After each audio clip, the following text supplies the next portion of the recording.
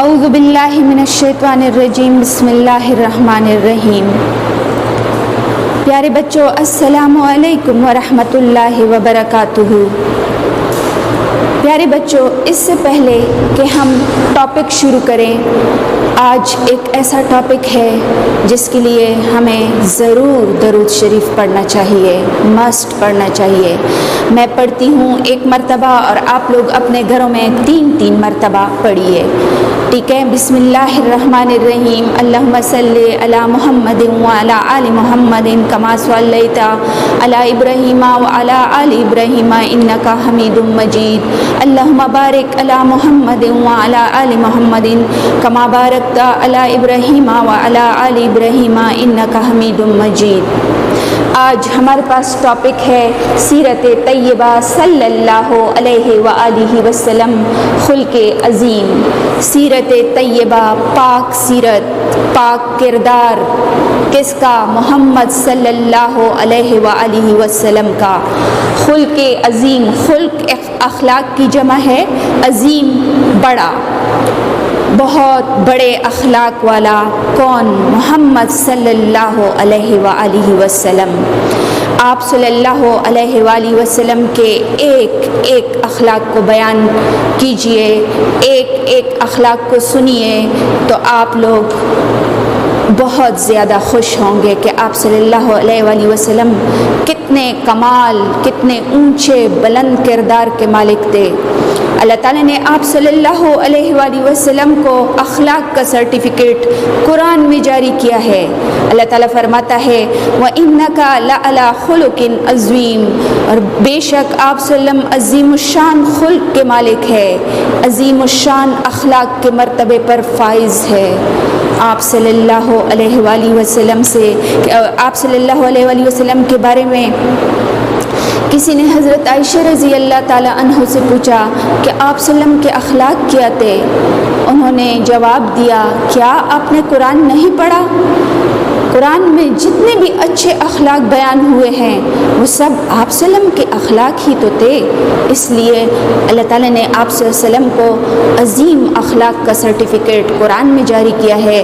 وَإِنَّكَ لَعَلَىٰ خُلُقٍ عَظِيمٍ، اور آپ صلی اللہ علیہ وآلہ وسلم اخلاق کے اعلیٰ مرتبے پر فائز ہے۔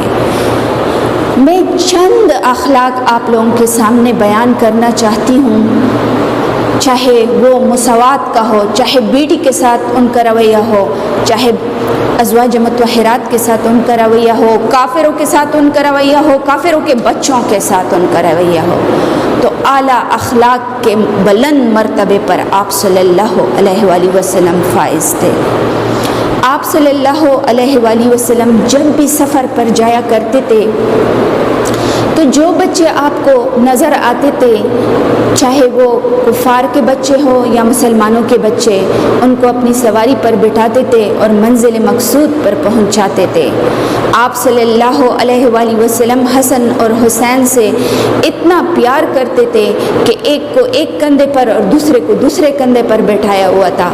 ایک دیہاتی نے ان کو دیکھ لیا تو کہا، یا رسول اللہ، میرے تو 10 بچے ہیں، میں نے تو کبھی کسی سے اتنا پیار نہیں کیا۔ آپ صلی اللہ علیہ وسلم نے فرمایا کہ آپ کے دل سے اللہ تعالیٰ نے رحم کو نکال دیا ہے تو کیا کیا جائے؟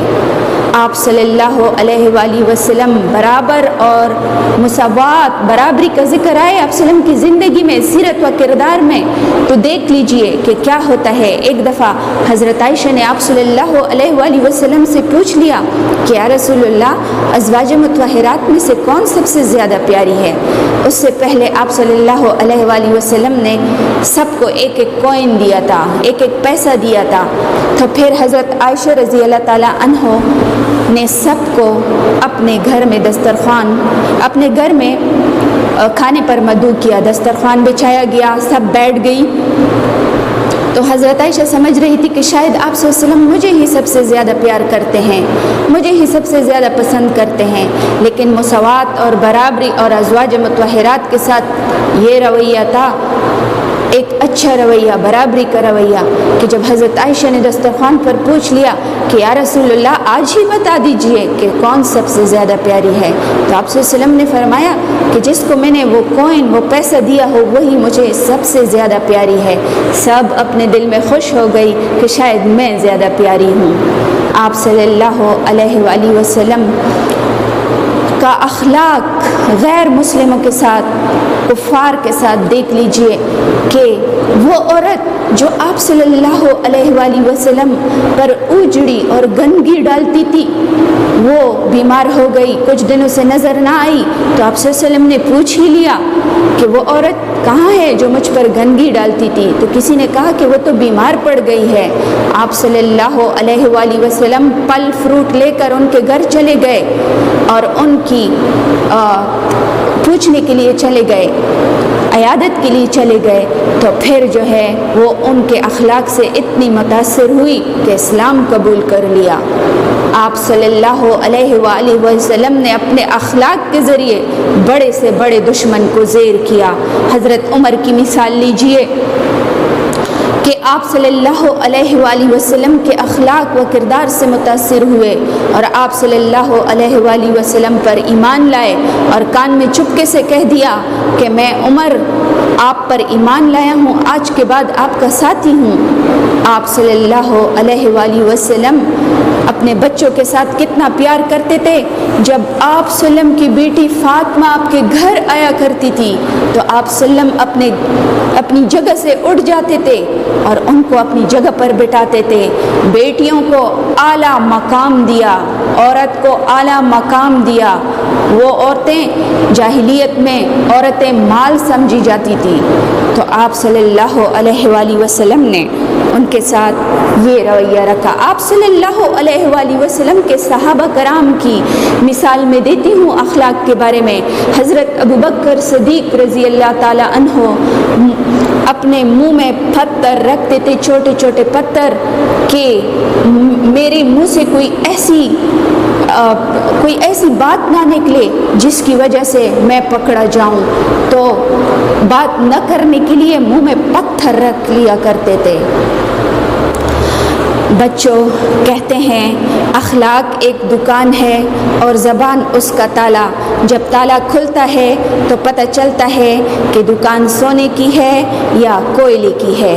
دو قسم کے اخلاق ہوتے ہیں، ایک اخلاق حسنہ اور ایک اخلاق سیاہ، برے اخلاق۔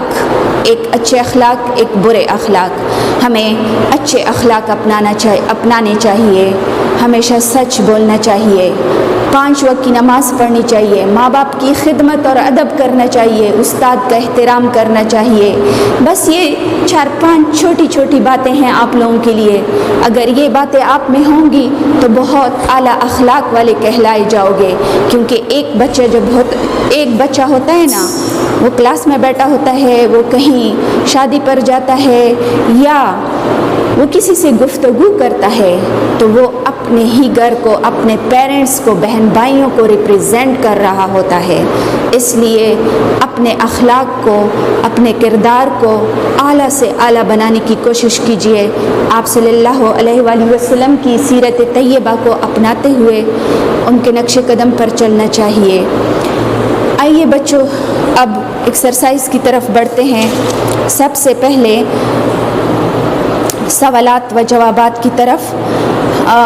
پہلے میں شارٹ کویسچن کے آنسر بتاؤں گی۔ آپ لوگ اپنی درسی کتاب میں پیج نمبر 25 پر پہلا سوال دیکھیے، خلق عظیم کا معنی اور مفہوم بتائیے۔ اس کا جواب ہے، پہلے بھی میں نے آپ لوگوں کو بتایا، خلق اخلاق کی جمع ہے۔ عمدہ افعال اور پسندیدہ خصائل کو بآسانی، رغبت اور بے تکلفی سے ادا کرنے کو خلق کہتے ہیں۔ جس طرح آنکھ بے تکلفی سے دیکھتی ہے، زبان بے تکلفی سے بولتی ہے، اس طرح تواضع، عفائے عہد، حق گوئی، رحمت و شفقت، عفو و درگزر، مساوات، تقوی وغیرہ جیسی صفات کا بغیر کسی رکاوٹ اور تردد کے ظاہر ہونے ہونا اخلاق میں شمار کیا جاتا ہے۔ عظیم سے مراد بہت بڑا اور بلند ہے، یعنی جس کی بلندی کو دوسرے نہ پہنچ سکے۔ چنانچہ خلق عظیم سے مراد اچھی اور بلند عادات اور پسندیدہ افعال ہے۔ سوال نمبر 2 ہمارے پاس ہے، نبی کریم صلی اللہ علیہ وآلہ وسلم کو ادب سکھانے والی ذات کون ہے؟ یہ تو سب کو پتہ ہوگا کہ آپ صلی اللہ علیہ وسلم کو ادب سکھانے والی ذات اللہ تعالیٰ کی ذات ہے۔ آپ صلی اللہ علیہ وآلہ وسلم نے ڈائریکٹ اللہ تعالیٰ سے تمام عادات اخلاق سیکھے ہیں۔ اللہ تعالیٰ نے آپ صلی اللہ علیہ وآلہ وسلم کو بتائے ہیں۔ نبی کریم کو ادب سکھانے والی ذات اللہ تعالیٰ ہے، اور ادب سکھانے کا سب سے بڑا ذریعہ قرآن مجید ہے۔ اللہ تعالیٰ نے حضور صلی اللہ علیہ وسلم پر موقع کی مناسبت سے حضرت جبرائیل علیہ السلام کے ذریعے وحی نازل فرمائی۔ اللہ تعالیٰ نے حضور صلی اللہ علیہ وسلم کو ایسے اخلاق و آداب سکھائے جس سے دشمن بھی متاثر ہوئے بغیر نہ رہ سکے۔ آپ صلی اللہ علیہ وسلم کو سچائی، دیانتداری کا ایسا شرف بخشا تھا کہ لوگ اس کو صادق اور امین کے نام سے پکارتے تھے۔ اچھا، صادق اور امین والی کہانی میں آپ لوگوں کو تھوڑی سی بتاتی ہوں کہ کیوں صادق۔ ایک دفعہ آپ صلی اللہ علیہ وآلہ وسلم کوہ صفا پر کھڑے ہو گئے۔ آپ صلی اللہ علیہ وآلہ وسلم نے فرمایا، اے لوگو، کیا اگر میں آپ لوگوں کو بتاؤں کہ اس پہاڑ کے پیچھے سے ایک ایسا لشکر نمودار ہونے والا ہے جو تم لوگوں پر حملہ آور ہوگا، تو کیا آپ لوگ میرے اس بات کو سچ مانیں گے؟ تو سب نے، کافروں اور مسلمانوں نے، سب نے یک زبان ہو کر کہا، انتم صادق و امین، آپ صادق و امین ہے، آپ جو کچھ کہیں گے وہ سچ ہوگا۔ تو اس طرح مسلمانوں کے ساتھ ساتھ کافر بھی آپ صلی اللہ علیہ وسلم کو صادق و امین کہتے تھے۔ کافر آپ صلی اللہ علیہ وآلہ وسلم کو صادق و امین اس لیے بھی کہا کرتے تھے کہ آپ صلی اللہ علیہ وآلہ وسلم کے ساتھ لوگ امانتیں رکھواتے تھے۔ آپ صلی اللہ علیہ وآلہ وسلم ان کی امانتیں اسی شکل میں لوٹا دیتے تھے جس طرح انہوں نے رکھی ہوتی تھی۔ تو اس لیے آپ صلی اللہ علیہ وآلہ وسلم کو سب صادق و امین کے نام سے پکارتے تھے۔ ارشاد باری تعالیٰ ہے، اور اے محمد، یہ اللہ ہی تو ہے جس نے تمہیں مزاح اور دل کا نرم بنایا ہے۔ اگر تم ان کے لیے، اللہ تعالیٰ فرماتے تھے، اے محمد، یہ اللہ ہی تو ہے جس نے تمہیں مزاج اور دل کا نرم بنایا ہے۔ اگر تم ان کے لیے مزاج کے اکڑ اور دل کے سخت ہوتے تو یہ لوگ تمہارے پاس سے منتشر ہو جاتے، یعنی چلے جاتے۔ اللہ تعالیٰ نے حضور صلی اللہ علیہ وسلم کو ایسے صبر و برداشت اور اعلیٰ اخلاق سے نوازا تھا کہ دشمنوں کے بے انتہا مظالم اور تکلیف کے باوجود کوئی بھی اس کو راہ راست سے نہ ہٹا سکا، بلکہ اسلام کو ایک ایسا مکمل جامع مذہب بنایا جس کی مثال دنیا میں نہیں ملتی، کہیں بھی نہیں ملتی۔ یہ تھا سوال نمبر 2۔ اب ہم پڑھتے ہیں سوال نمبر 3۔ کیا نبی، اب کی درسی کتاب میں پیج نمبر 25 پہ تیسرا سوال ہے، کیا نبی کریم صلی اللہ علیہ وآلہ وسلم اپنے ہاتھ سے کام کرنا پسند فرماتے تھے؟ کوئی سے 3 مثالیں پیش کیجئے۔ جی ہاں، آپ صلی اللہ علیہ وآلہ وسلم اپنا کام اپنے ہاتھوں سے خود فرمایا کرتے تھے، خود کیا کرتے تھے۔ آپ صلی اللہ علیہ وآلہ وسلم خود اپنے ہاتھ سے کام کرنا پسند کرتے تھے۔ آپ صلی اللہ علیہ وآلہ وسلم اپنے کپڑوں میں اپنے ہاتھ سے پیوند لگاتے تھے، گھر میں جھاڑو دیتے تھے، دودھ دوہ لیتے تھے، بازار سے سودا خرید لاتے تھے، اپنا جوتا مرمت کر لیتے تھے، جانوروں کو چارہ دیتے تھے اور غلام کے ساتھ مل کر آٹا گوندھ لیتے تھے۔ نبی کریم صلی اللہ علیہ وآلہ وسلم دوسروں کے کاموں میں بھی مدد فرمایا کرتے تھے۔ ایک دفعہ آپ صلی اللہ علیہ وآلہ وسلم نے سیدنا خباب بن الارت رضی اللہ تعالیٰ عنہ کو کسی غزوہ پر بھیجا۔ ان کے گھر میں کوئی اور مرد نہ تھا، اسی بنا پر آپ صلی اللہ علیہ وآلہ وسلم ہر روز ان کے گھر جاتے اور دودھ دوہ دیا کرتے تھے۔ پیارے بچوں، جب بھی میں آپ صلی اللہ علیہ وآلہ وسلم کا نام لیتی ہوں، آپ یہ ویڈیو دیکھتے ہیں تو آپ لوگ دل ہی دل میں درود شریف پڑھا کریں، کیونکہ آپ صلی اللہ علیہ وآلہ وسلم نے اس کی تاکید فرمائی ہے۔ آپ صلی اللہ علیہ وسلم نے فرمایا برا ہو برا ہو برا ہو۔ صحابہ کرام نے پوچھا کون یا رسول اللہ؟ تو آپ صلی اللہ علیہ وآلہ وسلم نے فرمایا جو میرا نام سنے، لکھے اور پڑھے پھر بھی مجھ پہ درود نہ بھیجے تو ان کا برا ہو۔ تو ہمارا انشاءاللہ برا نہیں ہوگا جب بھی آپ میرے منہ سے آپ صلی اللہ علیہ وآلہ وسلم کا نام سنتے ہیں، دل ہی دل میں درود بھی پڑھا کریں۔ شکریہ۔ اب اگلے سوال کی طرف بڑھتے ہیں۔ اسی پیج پہ، پیج نمبر 25 پہ اگلا سوال ہمارے پاس ہے، نبی کریم صلی اللہ علیہ وآلہ وسلم کی زندگی سے شرم و حیا کی کوئی مثال دیجیے۔ آپ صلی اللہ علیہ وآلہ وسلم شرم و حیا کے پیکر تھے۔ آپ صلی اللہ علیہ وآلہ وسلم شرم و حیا ایمان ہی، آپ صلی اللہ علیہ وسلم نے فرمایا شرم و حیا ایمان کا حصہ ہے۔ نبی کریم صلی اللہ علیہ وآلہ وسلم کی ایک ایک ادا سے شرم و حیا ظاہر ہوتی تھی۔ آپ صلی اللہ علیہ وآلہ وسلم نے کبھی کسی کے ساتھ تلخ کلامی نہ کی، کبھی اونچی آواز میں کہا لگا کر نہ ہنسے، اگر کسی کی کوئی بات بری لگ جاتی تو زبان سے اظہار نہ فرماتے، بلکہ صحابہ کرام چہرہ ہی سے جان لیتے تھے۔ عرب رفع حاجت کے وقت پردہ نہ کرتے تھے۔ نبی کریم صلی اللہ علیہ وآلہ وسلم نے اس حرکت کو ناپسند قرار دیا، اور خود آپ صلی اللہ علیہ وآلہ وسلم کا معمول یہ تھا کہ رفع حاجت کے لیے آبادی سے دور نکل جایا کرتے تھے۔ اگلا سوال ہے ہمارے پاس اسی پیج پر، سوال نمبر 5، غیر ضروری عمارات کی تعمیر پر آپ صلی اللہ علیہ وآلہ وسلم نے کیا فرمایا؟ نبی کریم صلی اللہ علیہ وآلہ وسلم ناز و نم، تکلف اور عیش پرستی کو خود بھی ناپسند فرماتے تھے اور دوسروں کو بھی ان سے دور رہنے کو کہتے تھے۔ ایک دفعہ ایک انصاری صحابی نے بہت اونچا گنبد والا مکان بنایا تو آپ صلی اللہ علیہ وآلہ وسلم نے اسے ناپسند فرمایا اور کہا ضروری عمارت کے سوا ہر عمارت انسان کے لیے وبال ہے۔ اگلے سوال کی طرف بڑھتے ہیں۔ اگلا سوال ہے ہمارے پاس، کیا آپ صلی اللہ علیہ وآلہ وسلم کو آسانی والا عمل چھوڑ کر سختی والا عمل پسند تھا؟ کوئی ایک مثال دیجیے۔ آپ صلی اللہ علیہ وآلہ وسلم رہبانیت کو ناپسند فرماتے تھے۔ رہبانیت میں آپ لوگوں کو سمجھاتی ہوں کہ یہ رہبانیت کیا چیز ہے۔ بچوں، اسلام میں رہبانیت سختی سے منع ہے۔ یہودیت اور عیسائیت میں رہبانیت ہوا کرتی تھی۔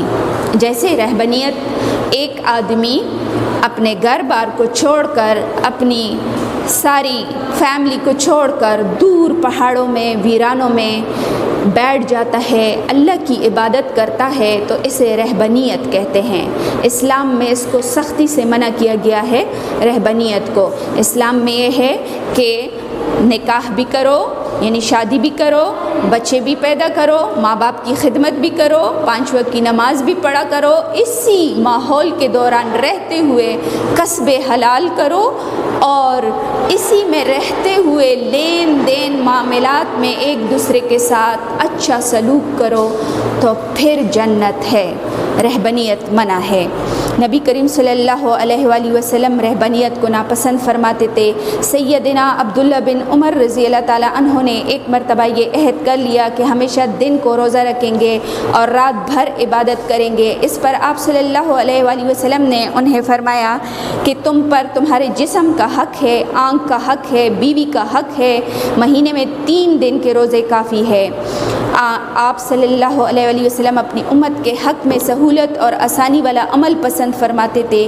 ایک شخص نے نبی کریم صلی اللہ علیہ وآلہ وسلم سے سیدنا معاذ بن جبل رضی اللہ تعالیٰ عنہ کے بارے میں شکایت کی کہ وہ جب نماز عشاء میں امامت کرتے ہیں تو لمبی لمبی صورتیں سورہ بقرہ اور سورہ نساء پڑھتے ہیں۔ آپ صلی اللہ علیہ وآلہ وسلم نے یہ سنا تو بہت غضبناک ہوئے اور لوگوں سے خطاب فرمایا کہ بعض لوگ ایسے ہوتے ہیں جو لوگوں کو دین سے دور کر دیتے ہیں۔ جو شخص تم میں سے نماز پڑھائیں مختصر پڑھائیں، کیونکہ نماز میں بوڑھے، کمزور، کام والے سبھی طرح کے لوگ ہوتے ہیں۔ اور یہ بھی فرمایا کہ عشاء کی نماز میں سورہ شمس، سورہ لیل یا سورہ اعلیٰ پڑھ لیا کرو۔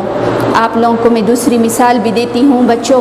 آپ صلی اللہ علیہ وآلہ وسلم پر جب نماز فرض ہو گئی، یعنی مسلمانوں پر فرض ہو گئی، تو اس میں آپ صلی اللہ علیہ وآلہ وسلم جب امامت کرتے تھے تو مردوں کے ساتھ ساتھ عورتیں بھی مسجد میں آیا کرتی تھی۔ چونکہ ہر عورت آتی تھی تو بعض عورتوں کے ساتھ چھوٹے چھوٹے بچے بھی ہوا کرتے تھے۔ آپ صلی اللہ علیہ وآلہ وسلم فرماتے ہیں کہ میں ارادہ کرتا ہوں کہ آج لمبی نماز پڑھاؤں گا، یعنی لمبی نماز پڑھاؤں گا سے مطلب یہ تھا کہ نماز میں لمبی لمبی صورتیں پڑھوں گا، لیکن جب مجھے بچوں کی رونے کی آوازیں آتی ہے تو میں نماز مختصر کر دیتا ہوں۔ تو اس طرح آپ صلی اللہ علیہ وآلہ وسلم اپنی امت کے لیے بہت بہت آسانی فرمایا کرتے تھے، بہت بہت آسانی کو پسند فرمایا کرتے تھے۔ اگلا سوال ہے ہمارے پاس، سیرت پاک سے عدل و انصاف کا کوئی ایک واقعہ بیان کیجیے۔ سیرت پاک آپ صلی اللہ علیہ وآلہ وسلم کے کردار سے کوئی عدل و انصاف کا ایک واقعہ بیان کیجیے۔ آپ صلی اللہ علیہ وآلہ وسلم نہ صرف خود عدل کیا کرتے تھے بلکہ دوسروں سے بھی گزارش کیا کرتے تھے کہ عدل و انصاف سے کام لیا کرو۔ نبی کریم صلی اللہ علیہ وآلہ وسلم ہمیشہ عدل و انصاف سے کام لیتے تھے۔ ایک دفعہ ایک مخزومی عورت نے چوری کی۔ قریش خود کو بے عزتی سے بچانا چاہتے تھے، چنانچہ انہوں نے محبوب رسول صلی اللہ علیہ وآلہ وسلم سیدنا اسامہ بن زید رضی اللہ تعالیٰ عنہ سے سفارش کے لیے کہا۔ آپ صلی اللہ علیہ وآلہ وسلم نے ناراض ہو کر فرمایا کہ بنی اسرائیل اس کی بدولت تباہ ہوئے تھے کہ وہ غریبوں پر حد جاری کرتے تھے اور عمرہ کو چھوڑ دیا کرتے تھے۔ آپ صلی اللہ علیہ وآلہ وسلم نے زندگی بھر کبھی اپنی ذات کے لیے بھی ایسے کام نہیں کیے جو غیر اخلاقی ہو۔ آپ صلی اللہ علیہ وآلہ وسلم اخلاق کے اعلیٰ مرتبے پر فائز تھے، عدل و انصاف کے اعلیٰ مرتبے پر فائز تھے۔ میں ایک مثال اور دینا چاہتی ہوں تاکہ اگر بچوں کو اس مخزومی عورت کا قصہ یاد نہ ہو تو پھر یہ والی بات ضرور یاد ہو۔ پیارے بچوں، ایک دفعہ آپ صلی اللہ علیہ وآلہ وسلم کے پاس ایک مسلمان اور ایک یہودی آئے۔ ان کا کسی بات پر جھگڑا ہوا تھا۔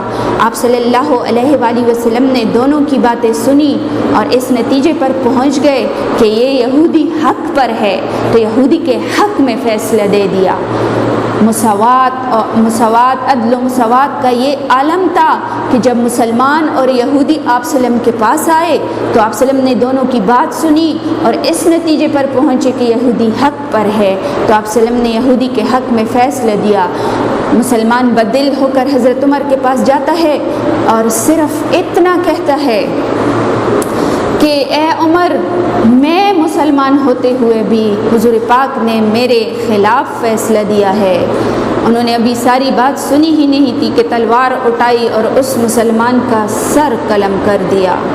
تو اس طرح نبی پاک صلی اللہ علیہ وآلہ وسلم پر مسلمان مومن جان دیتے ہیں۔ آپ صلی اللہ علیہ وسلم کے ناموس پر ہماری جانیں قربان، ہماری اولاد قربان، ہمارا مال و دولت بھی قربان۔ اچھا بچوں، آگے بڑھتے ہیں تفصیلی جوابات کی طرف۔ ہمارے پاس اسی پیج پہ پہلا سوال ہے، نبی کریم صلی اللہ علیہ وآلہ وسلم خلق عظیم کے مالک ہے، مفصل نوٹ لکھ لیجئے یا لکھیے۔ آپ صلی اللہ علیہ وآلہ وسلم اخلاق کے بلند مرتبے پر فائز ہے۔ اللہ تعالیٰ فرماتا ہے اِنَّكَ لَعَلَىٰ خُلُقٍ عَظِيمٍ، بے شک آپ صلی اللہ علیہ وآلہ وسلم اخلاق کے بلند مرتبے پر فائز ہے۔ آپ صلی اللہ علیہ وسلم کے اخلاق قرآن مجید کے تعلیمات کے مطابق حضرت عائشہ فرماتی ہے کہ حضور صلی اللہ علیہ وسلم کا اخلاق قرآن مجید کے تعلیمات کے مطابق تھا۔ آپ نے کبھی کسی کو برا بلا نہیں کہا، برائی کا بدلہ برائی سے کبھی نہیں دیا بلکہ اچھائی سے دیا، بلکہ ہمیشہ معاف کر دیتے تھے۔ آپ صلی اللہ علیہ وسلم کو جب دو باتوں میں اختیار دیا جاتا تو ان میں سے جو آسان ہوتی تھی اسے اختیار کر لیتے تھے۔ کبھی کسی پر غصہ نہیں کیا کرتے تھے، کبھی کسی سے ذاتی انتقام نہیں لیا، ان کا غصہ اور انتقام صرف اللہ کے نام پر ہوتا تھا۔ میں نے آپ لوگوں کو وہ قصہ بیان کیا کہ عورت آپ صلی اللہ علیہ وآلہ وسلم پر گندگی اور اوجھڑی ڈالتی تھی۔ آپ صلی اللہ علیہ وسلم نے پوچھا کہ یہ عورت کئی دن سے نظر کیوں نہیں آتی؟ کسی نے بتایا کہ وہ تو بیمار ہے۔ آپ صلی اللہ علیہ وسلم اپنی اس کافر دشمن جو آپ صلی اللہ علیہ وسلم کی دشمن تھی نا، تبھی آپ صلی اللہ علیہ وسلم پر گندگی ڈالتی تھی۔ پھل فروٹ لے کر گئے اور ان کی عیادت کی۔ اہل خانہ کے ساتھ آپ صلی اللہ علیہ وسلم کا ایسا رویہ تھا کہ حضرت انس فرماتے ہیں کہ میں نے حضور صلی اللہ علیہ وسلم کی خدمت میں 10 سال گزارے، آپ نے کبھی مجھے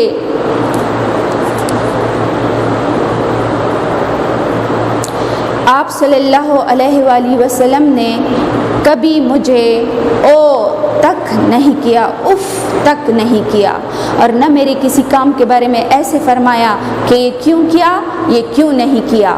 آپ صلی اللہ علیہ وآلہ وسلم ایسے روک ٹوک نہیں کیا کرتے تھے۔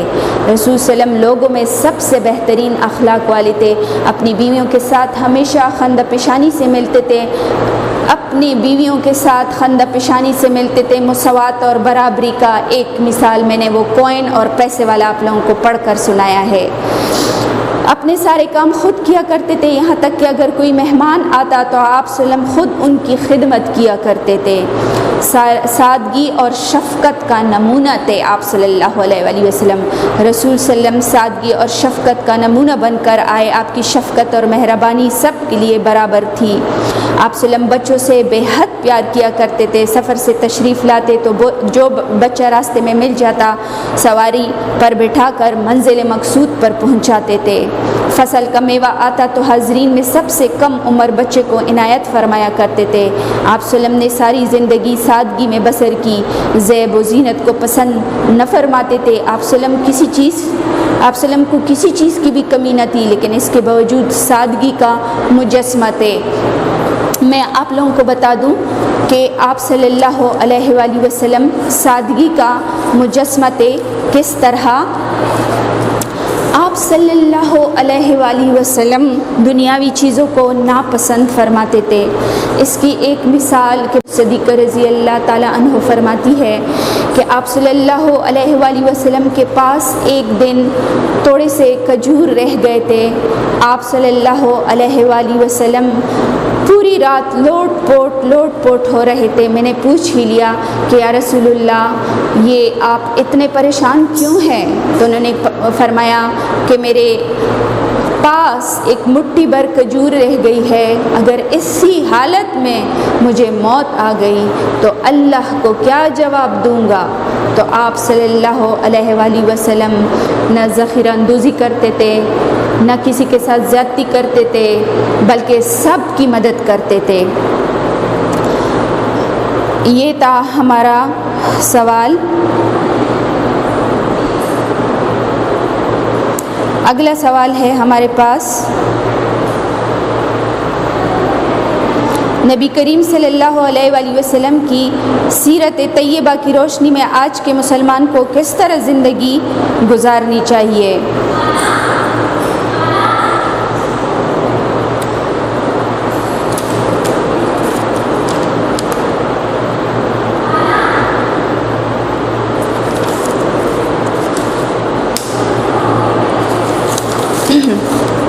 پیارے بچوں،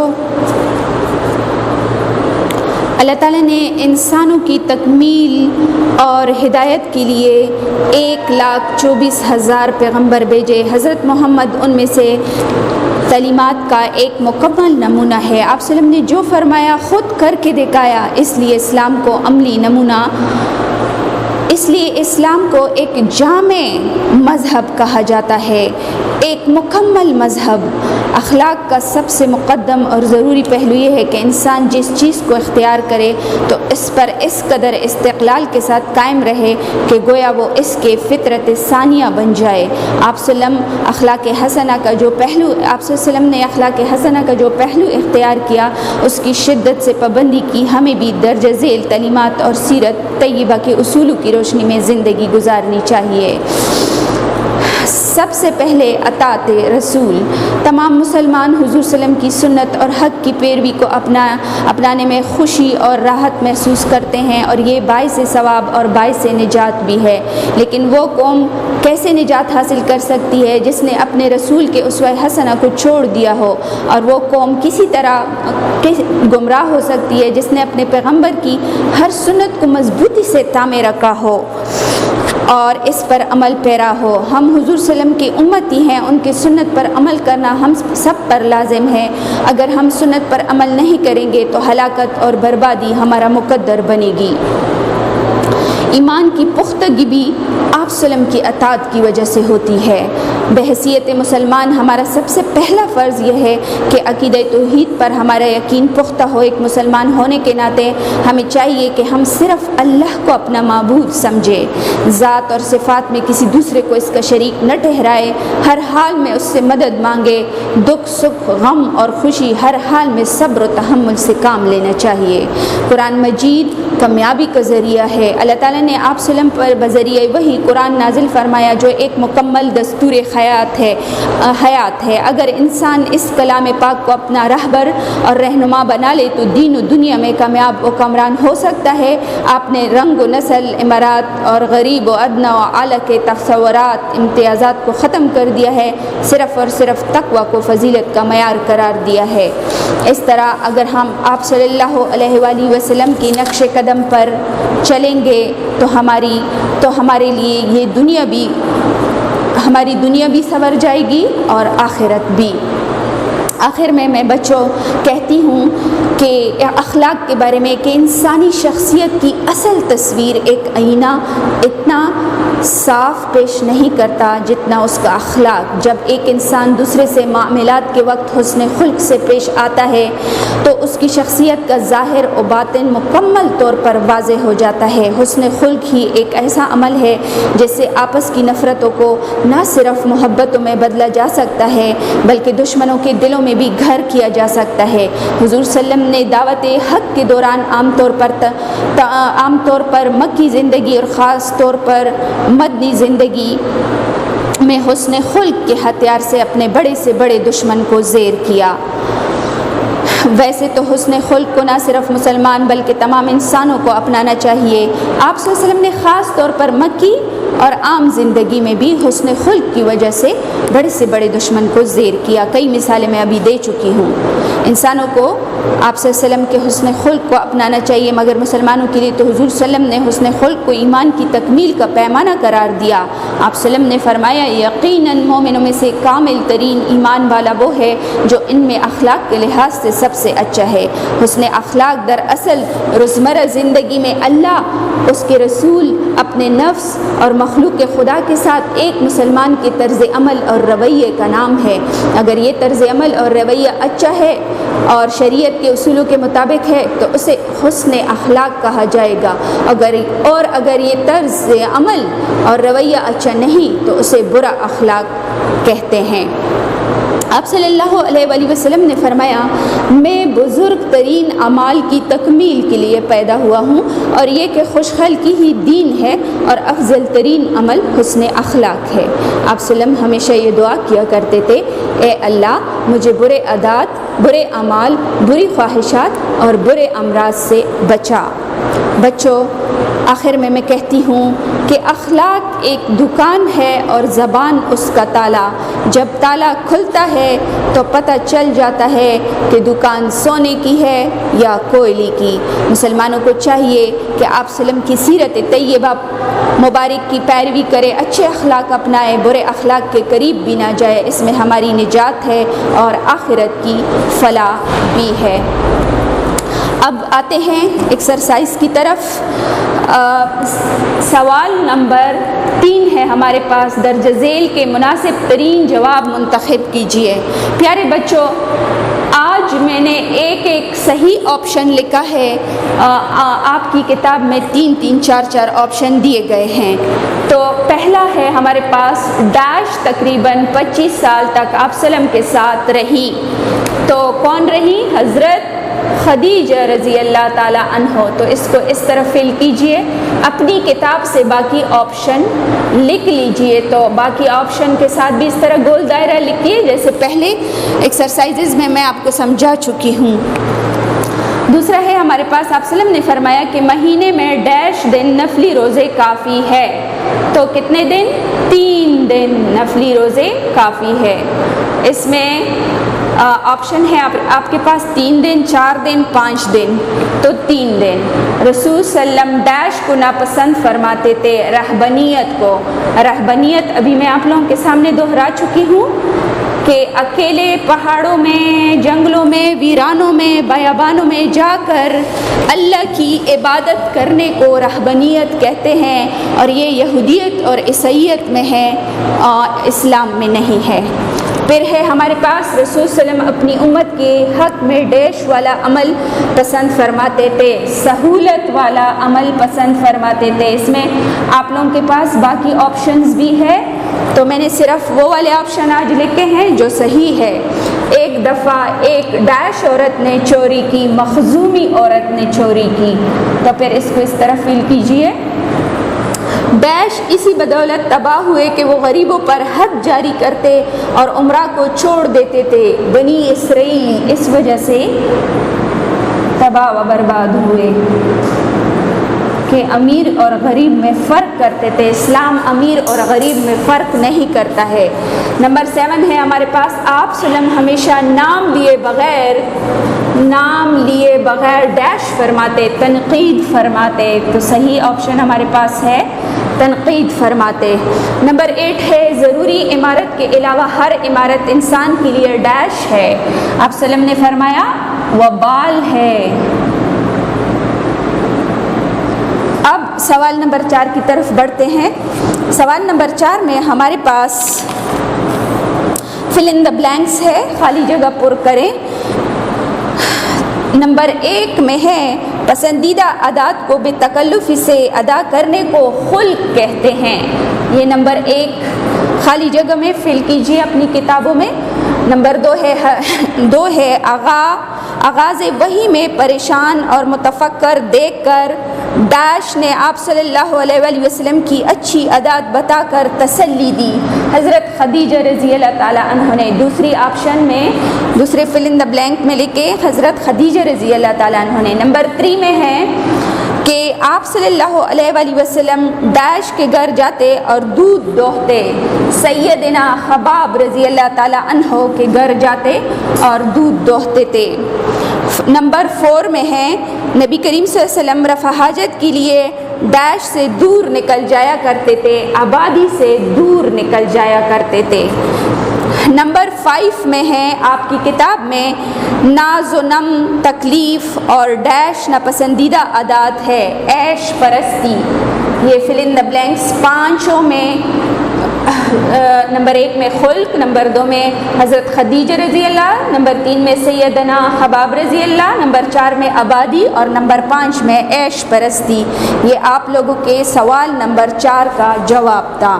اور نمبر 5 میں ہے آپ صلی اللہ علیہ وآلہ وسلم نے فرمایا کہ تم پر تمہارے جسم کا حق ہے، آنکھ کا حق ہے، ڈیش کا حق ہے، بیوی کا حق ہے. نمبر 7 میں ہے پسندیدہ اخلاق پر ہمیشہ قائم رہنے کو ڈیش کہتے ہیں، استقامت کہتے ہیں۔ نمبر 6 کا جواب ہے بیوی، اور نمبر 7 کا جواب ہے استقامت۔